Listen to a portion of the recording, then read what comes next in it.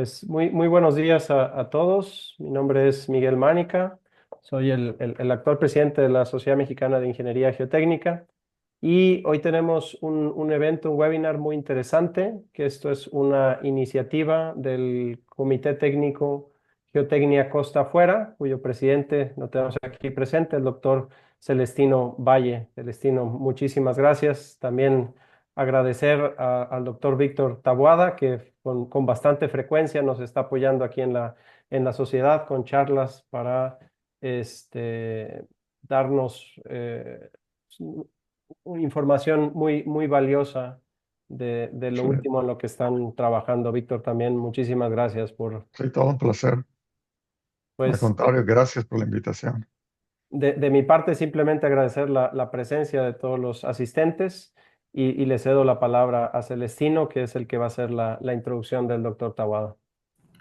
Muchas gracias, doctor Mánica, y muchas gracias, doctor Víctor Taboada, por su apoyo y por su entusiasmo en participar en este tipo de actividades técnicas, que como bien decía el doctor Mánica, son parte del impulso que le quiere dar el Comité de Geotecnia Costa Afuera a la divulgación y al conocimiento de los diferentes esfuerzos nacionales e internacionales que se hace de el estudio y los análisis geotécnicos para apoyar la instalación de infraestructura en el mar.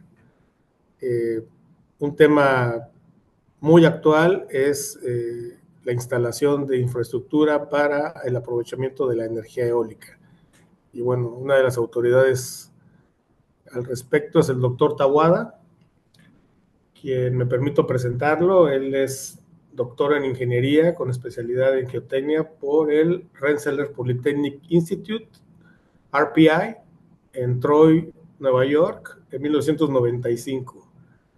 Es ingeniero profesional con licencia del estado de Texas y tiene más de 22 años de experiencia en la ingeniería geotécnica costa afuera, participando en muchas investigaciones offshore o marinas o costa afuera en el Golfo de México, Sonda de Campeche, Brasil, Mar del Norte, Egipto, Israel, Ghana y Angola. Adicionalmente, el doctor Tawada es experto en ingeniería geotécnica sísmica, con muchos estudios de respuesta sísmica de sitio. Actualmente es el gerente, el manager de la parte de offshore en la empresa Fugro en Estados Unidos. Pues muchas gracias, doctor Taboada. Le cedo la palabra y estamos aquí al pendiente. Al final de la sesión habría una sesión de preguntas y respuestas para el doctor Taboada. Y bueno, también gracias a la audiencia por atender este evento. Muchas gracias, Celestino, primero que nada, por la invitación a, a dar una ponencia y por la introducción. Para mí siempre es un gran orgullo y honor el presentarles a la Sociedad Mexicana de Ingeniería Geotécnica. Ahora toca un tema de energía eólica costa afuera. Eh, Antes de empezar mi presentación, quiero eh, mencionar y agradecer a Prosepin Peralta, que es mi colega. Ella, ella hizo esta presentación y los cálculos que vienen en la presentación. Entonces, agradezco su participación. Bueno, empezando con la presentación. Eh, Celestino me pidió que les hablara sobre energía eólica y estuve viendo qué era lo que les podía dar a ustedes. Y a la conclusión que llegué es a mostrarles la gran importancia de los ingenieros geotecnistas en el desarrollo de granjas eólicas en el mar. nuestra participación es crucial, como vamos a ver, porque aquí en una granja eólica, como es el caso de este ejemplo, tenemos 190 turbinas en un área de 27 kilómetros por 27 kilómetros. Entonces, si nosotros logramos optimizar el diseño de la cimentación, los ahorros van a ser multiplicados por 190 turbinas. Entonces, nuestra participación es crucial en el desarrollo de granjas eólicas. Bueno, en el contenido de mi presentación, primero vamos a ver cómo es que podemos reducir los costos en el diseño de la cimentación. Después vamos a ver cuál es el costo de la energía eólica en el mar. Después vamos a pasar a ver cuáles son los 4 retos geotécnicos más importantes que estamos enfrentando en la costa este de los Estados Unidos, en aguas someras. Después vamos a pasar a las pruebas de laboratorio dinámicas que se realizan con una presentación diferente a la que están acostumbrados. Después, brevemente, voy a presentar cómo se desarrollan los modelos de suelo que se utilizan en el análisis de elementos finitos. Después vamos a ir sobre los 3 pasos en el diseño de cimentaciones para granjas eólicas. Después vamos a ver las 2 áreas en las que nosotros podemos optimizar el diseño, que son una a deformaciones muy pequeñas y otra a grandes deformaciones. Y finalmente, las conclusiones de la presentación. Bueno, vamos a empezar con darles la respuesta a la pregunta, ¿cómo es que podemos reducir costos en el diseño de las cimentaciones de una granja eólica marina? Bueno, en Estados Unidos, este mapa presenta eh, todas las granjas eólicas que se van a desarrollar aquí en Estados Unidos. Hay un total de 39. 33 de ellas están en aguas someras, en la costa este de Estados Unidos. Existen 3 granjas, bueno, van a existir 3 granjas eólicas en aguas profundas en California y 2 granjas eólicas en Hawái. Ahora, nosotros vamos a tomar como ejemplo una de ellas que está en las costas de Massachusetts y se llama Bay State Wind. Esta granja eólica Bay State Wind va a generar 2.3 gigawatts, energía suficiente para 1 millón de personas, y va a tener 190 monopilotes, es decir, 190 turbinas. El área es de 761 metros cuadrados, y aquí, aunque no lo van a poder interpretar ustedes, pero supuestamente estábamos poniendo aquí el Central Park. Bueno, esta área en verde de Bay State Wind equivale a 223 Central Park de Nueva York, o 761 kilómetros cuadrados, que es el equivalente a un área de 27 kilómetros por 27 kilómetros. Estamos hablando de grandes áreas y gran número de estructuras, 190 para ser precisos. Ahora, aquí en Bay State Wind va a tener turbinas con una capacidad de 12 megawatts, con monopilotes de un diámetro de 10 metros y una longitud enterrada en el suelo del monopilote de 50 metros. Ahora, aquí se tiene una foto, un, un dibujo del monopilote. No es otra cosa más que un cilindro que se entierra en el suelo a una profundidad de cerca de unos 50 metros. Es solo un tubo que va a sostener la turbina. Entonces, esta cimentación tiene que resistir el oleaje de huracanes y tormentas. Y no solo eso, debemos ser capaces de poderlo instalar. Bueno, ¿cómo podemos reducir el costo en la cimentación? Bueno, tenemos que hacer 4 cosas.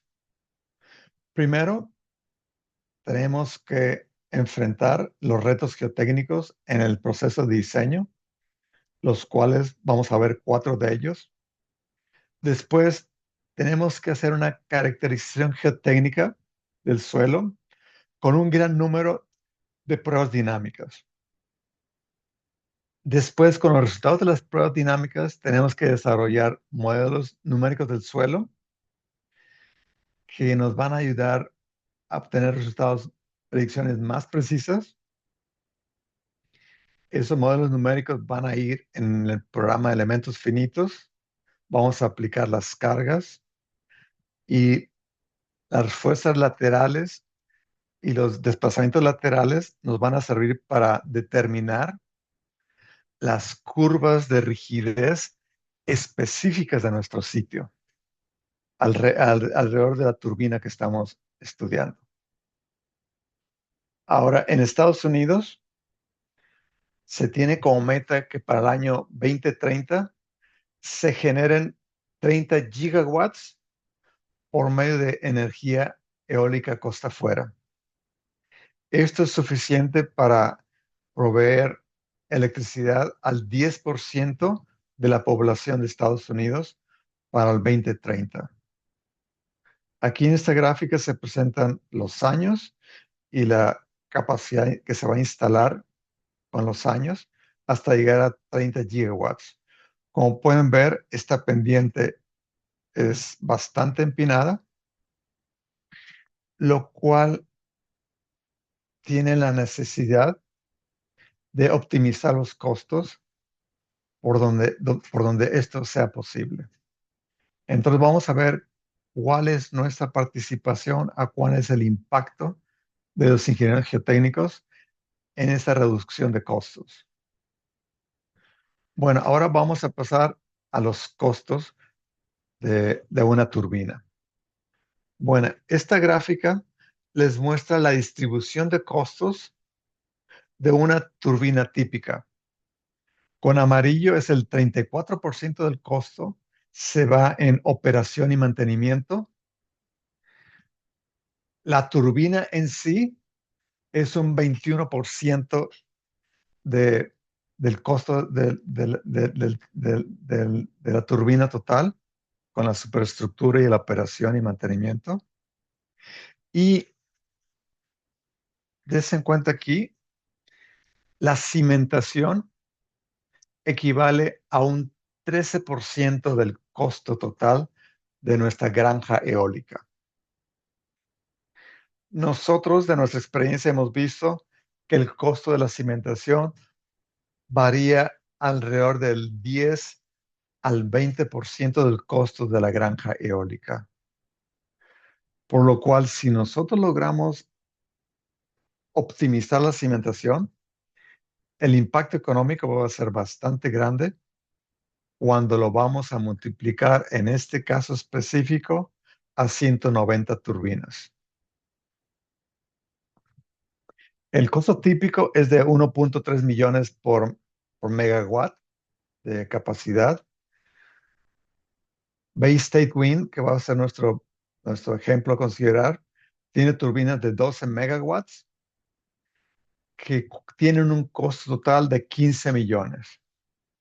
Ahora, el costo de la cimentación de 190 turbinas costa afuera de esta granja eólica Bay State Wind tiene un costo aproximado de 60 millones. Como vamos a ver, la conclusión de este estudio es que nosotros logramos un ahorro de 20 millones solo en la fabricación del monopilote si reducimos el espesor de la pared del monopilote 1 milímetro y reducimos la penetración del piloto en el suelo 1 metro. Estos 20 millones son solo ahorros en la fabricación debido al costo del acero. Vamos a tener otra reducción que no la estoy considerando aquí, alrededor de otros 5 millones, porque al tener menos peso, vamos a optimizar el martillo a utilizar. Segundo, vamos a poder utilizar barcos de menor tamaño para transportar los monopilotes, lo cual va a tener también ahorros en una instalación más rápida. Entonces, el tiempo de instalación de todos estos monopilotes va a ser menor.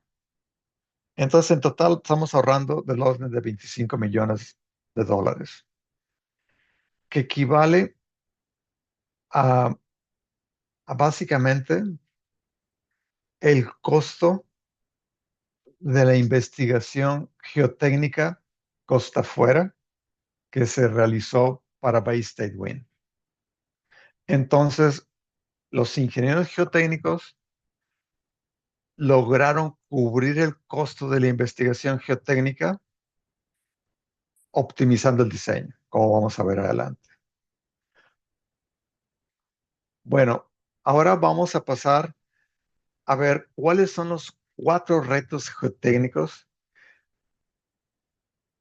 en el desarrollo de granjas eólicas marinas en la costa este de Estados Unidos.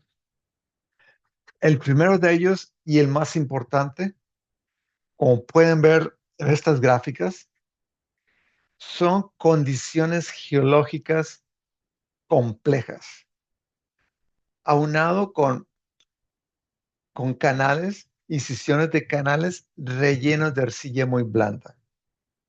Existen valles, paleovalles y una gran variabilidad en la superficie del suelo y por abajo del suelo en los estratos que tenemos. Esto no se parece en nada a la bahía de Campeche, en donde nosotros tenemos estratos bien definidos de arcilla, arena, y en otras partes de la bahía de Campeche solo encontramos arena. Entonces tenemos una gran complejidad en las condiciones geológicas. Y esto es debido a la manera en que se formaron estos estratos en la costa este.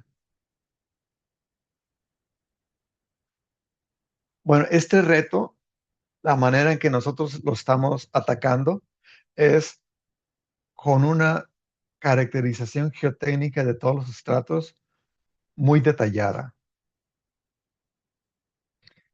El segundo reto que tenemos, el segundo reto geotécnico, es la existencia de rocas que tienen del orden de 0.5 metros a 10 metros de diámetro. Estas se encuentran en la superficie del mar y también a profundidad. El problema de estas rocas es que cuando nosotros estemos instalando el monopilote, este monopilote se va a doblar porque no va a poder penetrar en la roca. Entonces vamos a perder ese monopilote, que va a ser un gran costo, una pérdida muy alta. La manera en que estamos atacando este reto es que nos ha sido posible con la interpretación de los datos geofísicos el determinar la ubicación de estas rocas en el subsuelo y en superficie. El tercer reto geotécnico es que encontramos una arena muy peculiar, una arena llamada arena gluconita, que son partículas verdes, como se presenta aquí en la figura. Y estas granos verdes de gluconita son mucho, una resistencia de un orden de magnitud menor que la típica arena sílica. Se puede quebrar su estructura fácilmente y es susceptible a degradación cíclica. Estos, en los registros de cono, se identifican con resistencia de punta muy bajas y fricción del fuste del pilote muy bajas. ¿Cómo estamos atacando este reto? La única forma que estamos haciendo nosotros es desarrollando base de datos de la respuesta ante carga cíclica de esta arena gluconítica. Aquí estoy mostrando la resistencia neta del cono normalizada con el flujo vertical. Pueden decir es la resistencia punta del cono contra la resistencia de la arena normalizada con el esfuerzo vertical. Como pueden ver, la arena de cuarzo tiene resistencia resistencia normalizada del orden de 10 contra la arena gluconítica que tiene resistencia normalizada del orden de 1. Entonces, existe un orden de magnitud menor en la resistencia cuando lo comparamos con arenas de cuarzo. Y el último reto geotécnico que estamos enfrentando es otro tipo de arenas. Es arenas micáceas. Se presentan aquí en esta fotografía. Estas arenas presentan partículas muy planas, como son estos rectángulos negros en estas gráficas, que forman puentes y que producen una relación de vacíos muy alta y una compresibilidad muy alta. Nosotros hemos visto que con solo 1%, 1% de este tipo de arena en nuestra arena tiene un impacto importante en la curva esfuerzo de formación, como se muestra en esta figura. Entonces, de nuevo, la caracterización geotécnica en laboratorio es muy importante para este tipo de arenas. Bueno, esos son los 4 retos que estamos enfrentando. Ahora, vamos a pasar a las pruebas dinámicas que se realizan para el diseño de la cimentación por medio de monopilotes y cómo desarrollamos los modelos de suelo de una manera muy brevemente. Esta gráfica ustedes ya la conocen, aquellos que han tomado una maestría en geotecnia. Es la variación de módulos de rigidez normalizado con la deformación angular. Ahora yo se lo voy a presentar de una manera diferente. Resulta que para el diseño tenemos 2 áreas bien definidas. Una en donde el comportamiento es lineal a pequeñas deformaciones, en el cual no hay degradación del módulo de rigidez o es mínima. Esto está caracterizado por el módulo de rigidez máximo, que se utiliza en el análisis de frecuencia natural, en el análisis de frecuencia natural y en los límites de servicio de fatiga. Entonces, el módulo de rigidez máximo es importante para esos dos niveles de, de diseño, que nos van a dar, como vamos a ver, el diámetro del monopilote y la rigidez de la pared del monopilote. Ahora, para esto realizamos pruebas de columna resonante. Ahora, a grandes deformaciones, lo que se utiliza para el límite, el estado límite último y el estado límite de servicio, que van a determinar la longitud del monopilote. Para ello, realizamos pruebas cíclicas de corte simple directo. Entonces, existen dos áreas muy importantes que se utilizan de acuerdo a los niveles de diseño que estamos estudiando. Una a deformaciones muy pequeñas y otra a grandes deformaciones. Esta es una foto de una muestra de arena en los pedestales de un equipo de corte simple cíclico. La base es fija y la parte superior se aplica un esfuerzo cíclico horizontal con una forma sinusoidal y a una frecuencia de 0.1 Hz. ¿Por qué 0.1 Hz? Porque esa es la frecuencia promedio del oleaje. Entonces, vamos a tener que caracterizar la respuesta esfuerzo de formación cíclica de arena, arcilla, limo, mica, gluconita, y vamos a realizar la interpretación de esos resultados de corte simple cíclico. Aquí estoy mostrando contornos de igual deformación cíclica, en la cual nos presenta cómo va a estar variando el esfuerzo cíclico con el número de ciclos para una determinada resistencia. Ahora, esto mismo se hace variando la resistencia del suelo. Aquí estoy mostrando cómo es que desarrollamos los modelos de suelo numéricos que se van a usar en análisis de elemento finito. Aquí presentamos para arcilla y para arena. Nuestra gráfica aquí, lo que tenemos a la derecha, en el X tenemos la resistencia al esfuerzo cortante normalizada con el esfuerzo vertical contra el esfuerzo cíclico normalizado con la resistencia. Y estos varían con la amplitud de la deformación cíclica y con el número de ciclos. Entonces nuestros modelos, dada una resistencia normalizada, ajustamos esta ecuación a estos resultados y obtenemos los parámetros A, B y C, que son la función del número de ciclos y la deformación angular, y eso nos permite determinar el esfuerzo cíclico. Lo mismo se hace para la arena, para el limo y para diferentes capas que tenemos en nuestra granja eólica.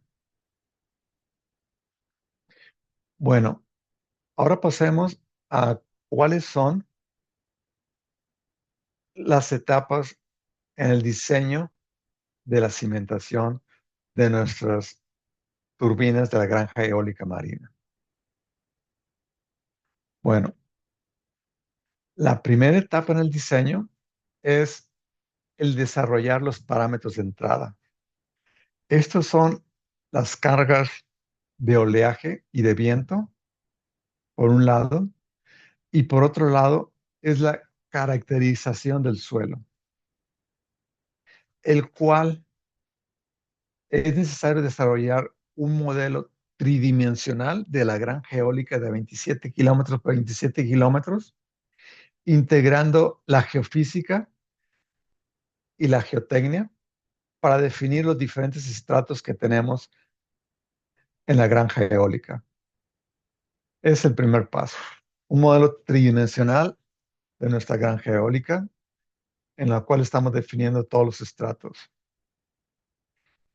La segunda etapa es donde realizamos una cantidad extensiva de pruebas monotónicas y pruebas cíclicas de los diferentes suelos para que se den una idea de cuánta, cuánta pruebas cíclicas se realizan, el costo del laboratorio para una granja eólica, en este caso de 190 monopilotes, fue de $2 millones, solo en pruebas de laboratorio avanzadas.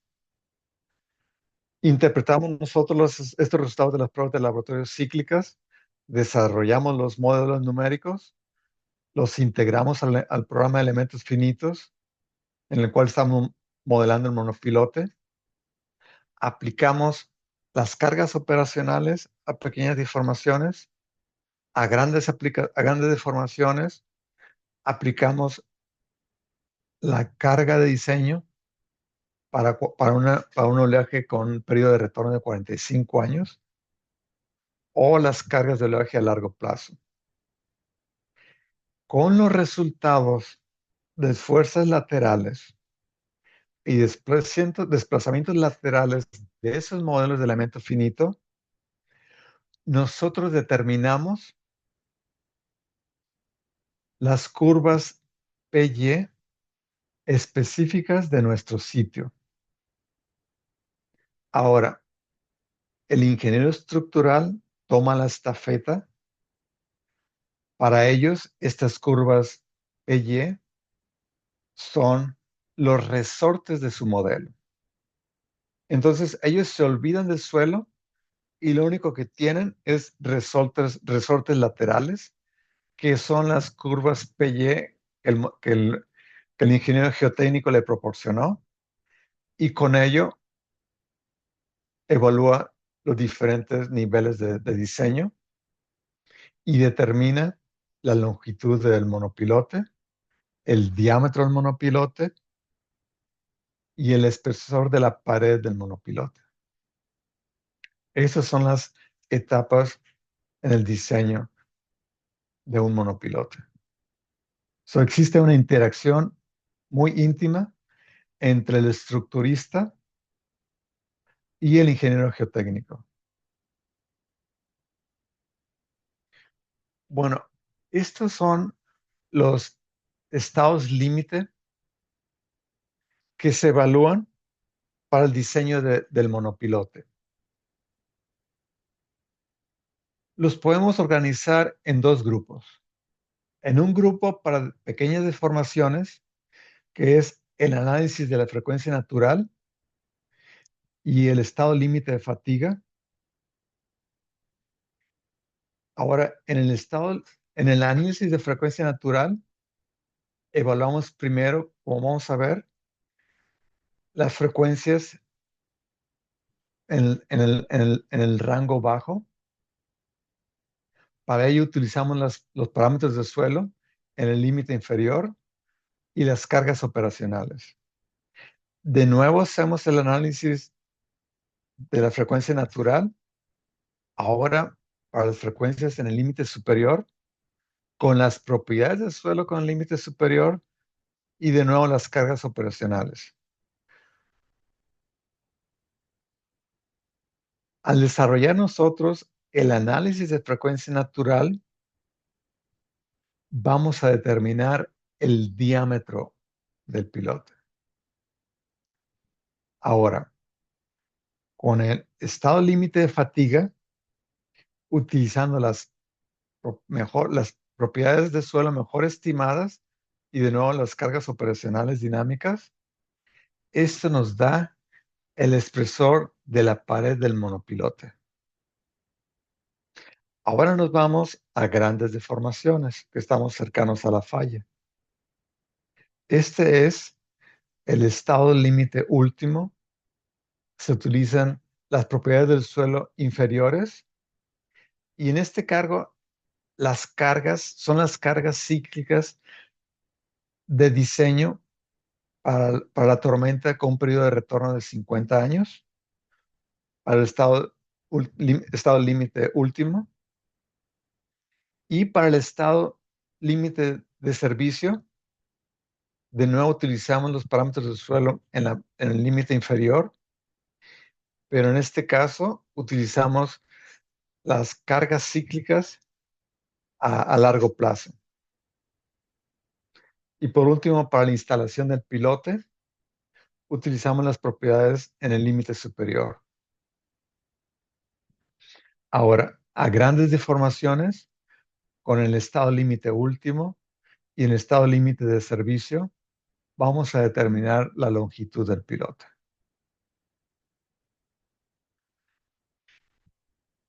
Aquí les estoy presentando de una manera muy simple el análisis de frecuencia natural que se realiza.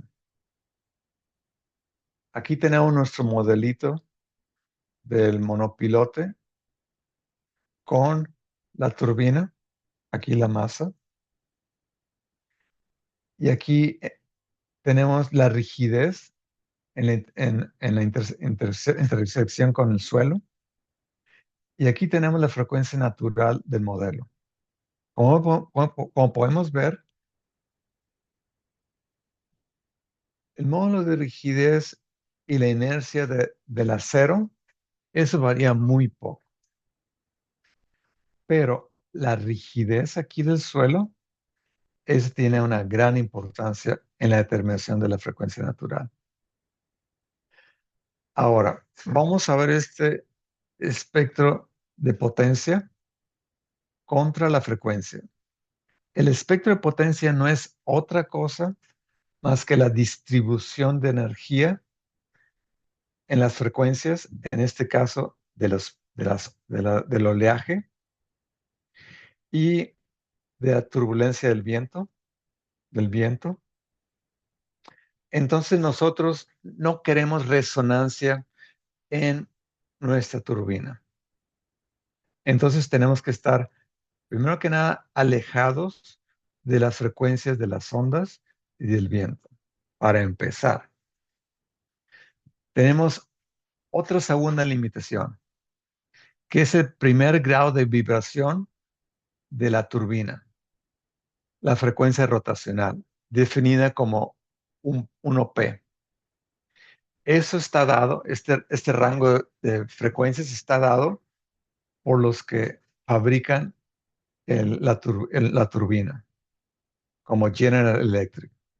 Entonces, no podemos estar en este rango de 1P de frecuencias. Ahora, el segundo modo de vibración del rotor, de la turbina, la cual se llama 3P, aquí se presenta en este rango de frecuencias. Tampoco podemos estar aquí, porque vamos a tener resonancia. Estos límites superiores e inferiores nos permiten determinar el diámetro del pilote por medio del análisis de frecuencia natural. Y en el único lugar que podemos caer con nuestro diseño está aquí determinado por estas flechas rojas. Aquí es donde debemos caer con el periodo natural de nuestra estructura, de la estructura y el suelo. Para determinar esto, utilizamos las propiedades mejor estimadas para el límite de servicio en fatiga a pequeñas deformaciones, y de esa forma determinamos el espesor de la pared del monopilote. Bueno, ahora vamos a pasar a ver las dos áreas en las que el ingeniero geotécnico puede optimizar el diseño. La primera es a pequeñas deformaciones. Aquí en esta gráfica a la derecha se presentan los resultados del de nuestro modelo de elementos finitos, del análisis de elementos finitos del monopilote, con línea azul continua, son las curvas PY específicas de nuestro sitio que nosotros le dimos al ingeniero estructural. Como pueden ver, si la comparamos con la curva, si siguen las recomendaciones del Instituto Petrolero Americano, eso es la curva con rayas discontinuas. Como pueden ver, al realizar un estudio específico del sitio, nosotros obtenemos una rigidez mayor a pequeñas deformaciones. ¿Por qué?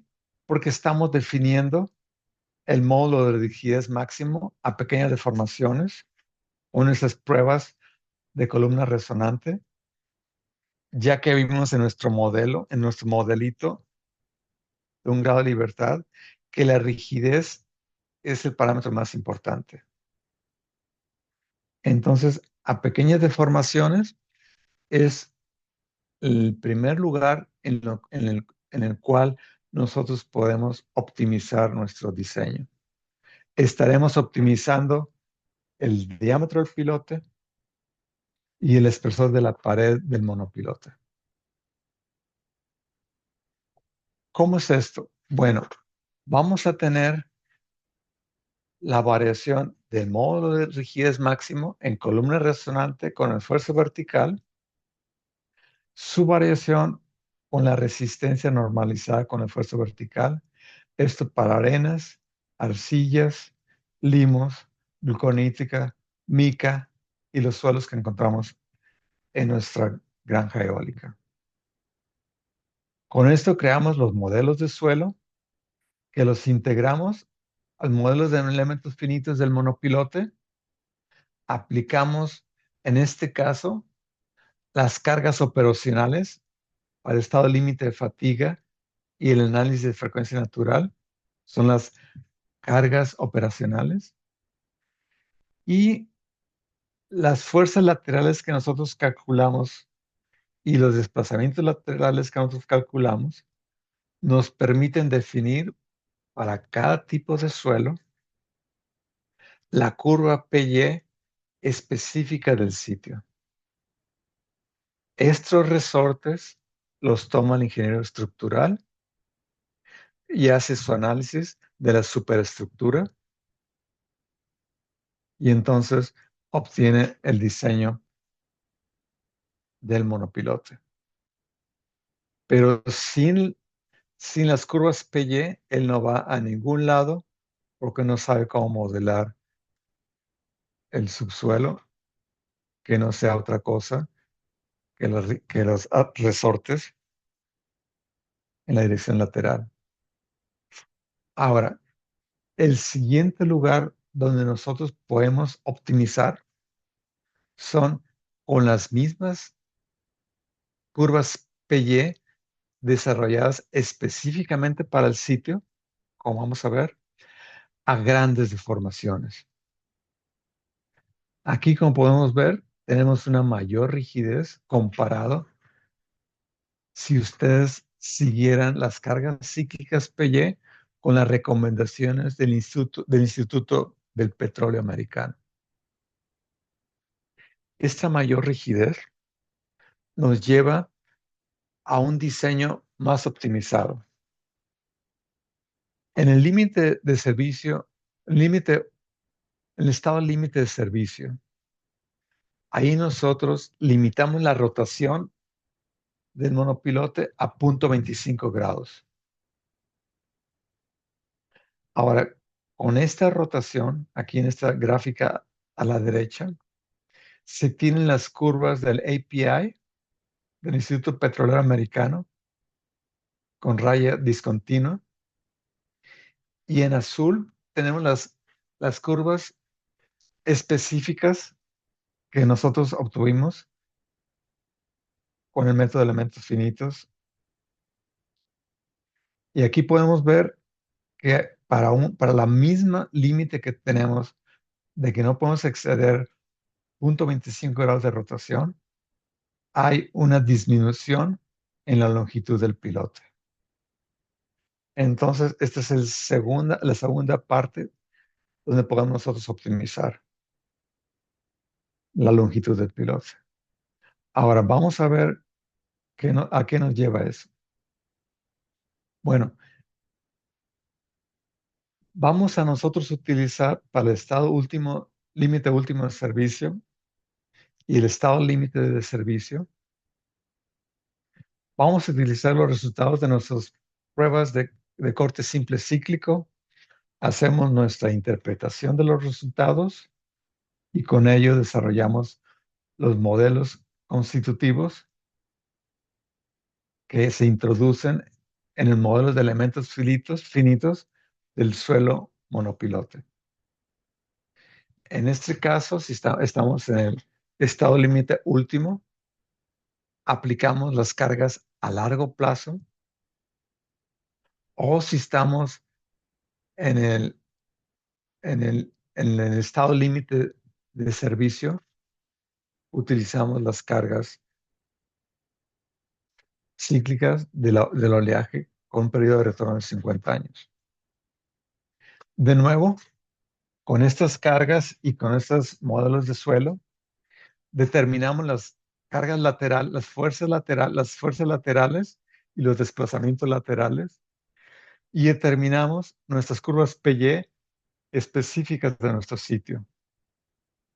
Con estas curvas, con estos resortes que llama el ingeniero estructural, realizan el análisis de la superestructura para diseñar el monopilote. Bueno, esas son las dos áreas. Aquí, más para poner más claro la situación que tenemos. Aquí tenemos en rojo la curva de rigidez con las pruebas específicas que nosotros desarrollamos a través de elementos finitos, construyendo las curvas PY con los desplazamientos laterales y fuerzas laterales que nosotros estamos calculando. En azul tenemos la curva de rigidez cíclica si utilizan las recomendaciones del Instituto Petrolero Americano. Como pueden ver, tenemos una rigidez mayor con las curvas específicas, aquí presentadas en rojo. Al tener una mayor rigidez, quiere decir que nuestro suelo va a poder soportar mayores fuerzas laterales y vamos a estar optimizando nuestro diseño. Bueno, ya para terminar la historia, si ustedes recuerdan, para Bay State Wind tenemos unos pilotes de 10 metros de diámetro, un espesor de la pared del pilote de 120 milímetros, una longitud total de 85 metros, de los cuales 50 metros están enterrados en el suelo, 30 metros están en el tirante de agua y 5 metros arriba de la superficie del mar. Si nosotros reducimos 1 milímetro el espesor de la pared del monopilote, vamos a producir para un monopilote una reducción en el peso de acero de 20 toneladas, que si lo transferimos a costo, esto equivale a 7.8 millones de dólares ahorrados para los 190 monopilotes. Ahora, si nos vamos a las grandes deformaciones, para el mismo pilote de 10 metros de diámetro, con un espesor de 120 milímetros, pero ahora reducimos 1 metro la penetración del monopilote en el suelo debido a la optimización que estamos haciendo a grandes deformaciones. Esto nos lleva a una reducción del peso de acero en los pilotes de cerca de 30 toneladas, que equivale a 11 millones de dólares para los 190 monopilotes. En conclusión, hemos ahorrado 50 toneladas de peso del monopilote al reducir 1 milímetro el espesor de la pared del monopilote y 1 metro la penetración del monopilote en el suelo, lo que equivale a 19 millones de dólares en reducción solo en fabricación. Aunado a eso, como vamos a tener menos peso en el monopilote, vamos a optimizar nuestro martillo que se va a utilizar para instalar el monopilote. Vamos a poder usar barcos de instalación menores, los cuales llevan una reducción adicional de 5 millones.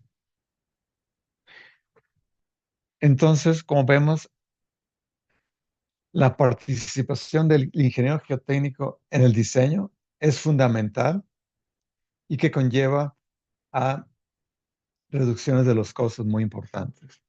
Para ello, debemos de desarrollar un modelo preciso de las propiedades del suelo.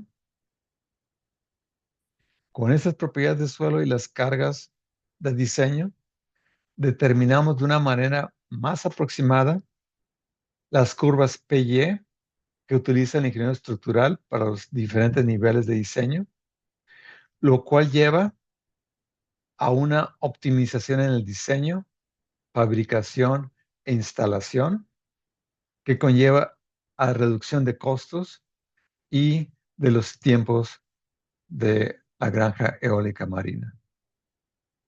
Bueno, eso es todo lo que tengo por ahora y espero que hayan aprendido algo nuevo el día de hoy.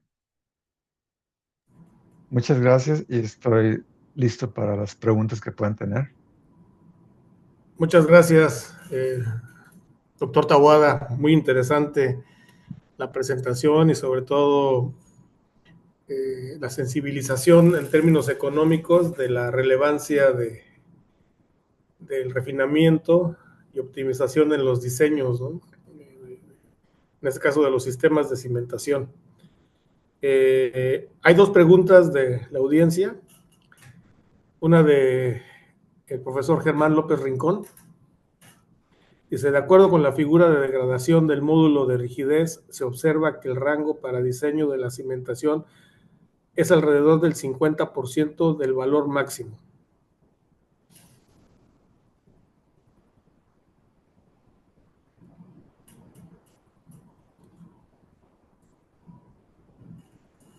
¿De esta curva? Sí, de acuerdo a la figura de la degradación, sí. Se observa que el rango para diseño de la cimentación está alrededor del 50% del valor máximo.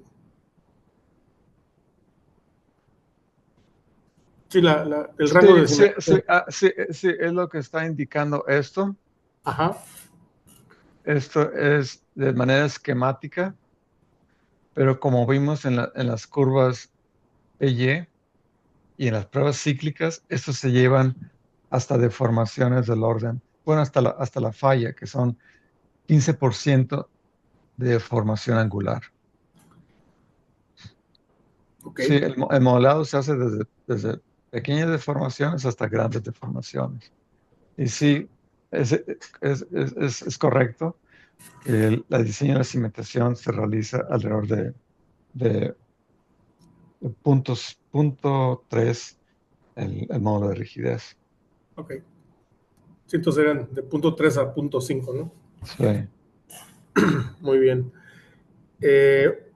Bueno, esperemos que con eso quede resuelta la duda del profesor López Rincón.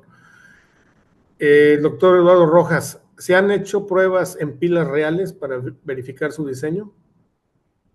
Ajá.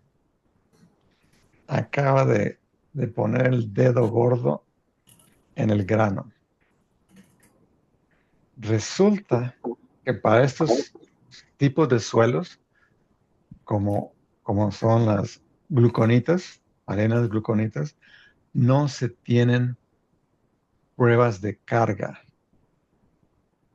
Entonces, realmente estamos haciendo nuestros diseños para las gluconitas de una manera conservadora, porque no se tienen mediciones de campo. Sí, ese es uno de los grandes retos que tenemos. ¿Han pensado usar equipo de centrífuga para hacer esas pruebas en lugar de ir a campo, Víctor? Bueno, esa podría ser una opción de, de poner este tipo de suelos en la centrífuga y realizar una prueba de carga lateral cíclica en este tipo de suelos. Eso sería una manera experimental de determinar la respuesta lateral de estos suelos a las cargas cíclicas. Muy bien. Pues parece que ya la audiencia no tiene más preguntas. Yo sí tendría una, Víctor, Sí. para la parte de grandes deformaciones en la caracterización dinámica. Y bueno, y también aprovecho para resaltar la relevancia de la medición de la rigidez a diferentes niveles de deformación angular, y el impacto que tiene en este caso en este tipo de infraestructura sujeta a carga dinámica con tan restringido rango de frecuencias permisibles para el diseño final del aerogenerador. La relevancia del detallado, la detallada medición de las propiedades dinámicas del suelo con los diferentes equipos que tenemos. Y la pregunta sería, ¿por qué a grandes deformaciones corte simple cíclico en lugar de triaxial cíclica? Bueno, Tal vez es la práctica. sí. Lo que pasa que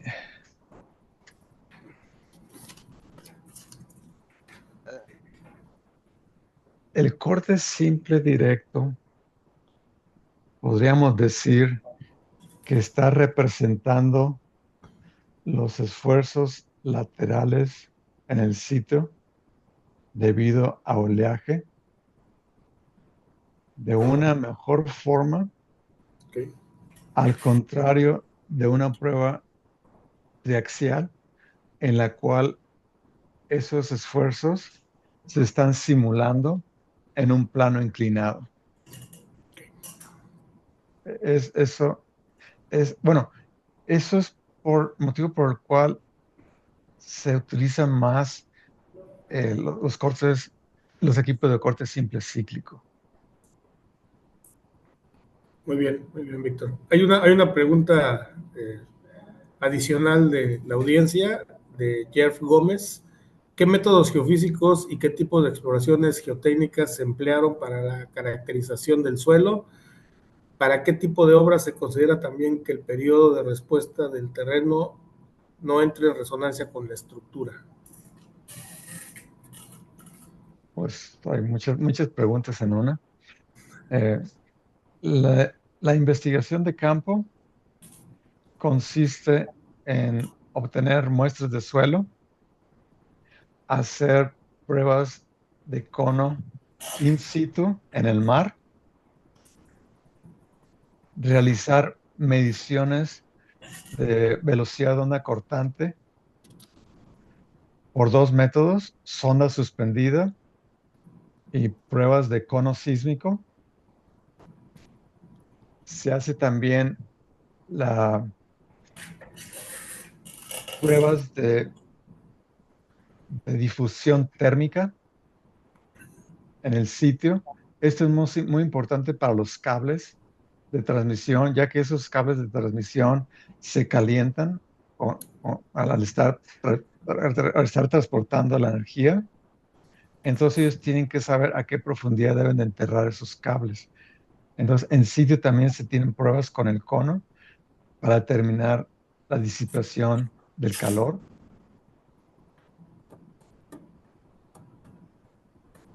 Esas son las pruebas que se realizan en, en la investigación geotécnica. Ahora, en la investigación geofísica, esto es equipo convencional de geofísica, ya que no se utilizan AUVs, eh, que es un modelo autónomo, es como un submarino autónomo. Tenemos nomás la geofísica normal de alta definición. Ok, ok. Muy ¿Y bien. no sé cuál era la otra La pregunta? última parte de la pregunta es, para este tipo de obras se considera también que el periodo de respuesta del terreno no entre en resonancia con la estructura. Ah, sí, precisamente tenemos que evitar, como nosotros vimos en el terremoto de México,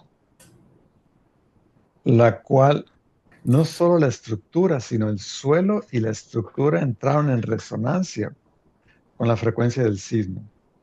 Entonces, la frecuencia que se está estudiando es del sistema depósito de suelo y el monopilote y el rotor. Son de todo en su conjunto.